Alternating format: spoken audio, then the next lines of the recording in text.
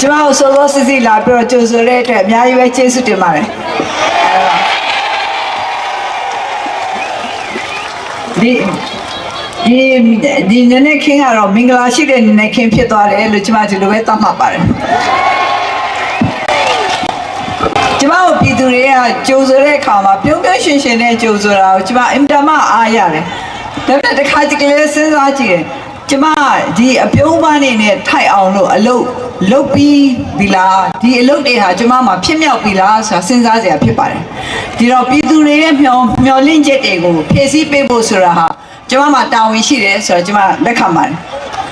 ဒါမဲ့ဒီလိုမျှော်လင့်ချက်တွေကိုဖြည့်ဆည်းပေးဖို့ဆိုတာဟာပြည်သူရဲ့ပူးပေါင်းဆောင်ရွက်မှုနဲ့မှရမှာဆိုတာလည်းကျမခဏခဏပဲပြောပါတယ်ကျမတို့လူသားတွေဆိုတာဟာမျှော်လင့်ချက်နဲ့နေရတာပါမျှော်လင့်ချက်မရှိတဲ့ဘဝဆိုတာအတိတ်ပဲမရှိတဲ့ဘဝပဲဒါပေမဲ့ကျမတို့ကမျှော်လင့်ချက်ကိုတကယ်ဖြစ်မြောက်အောင်လို့ကြတော့အလုံးနဲ့လုပ်ယူရမှာဖြစ်ပါတယ်အဲ့တော့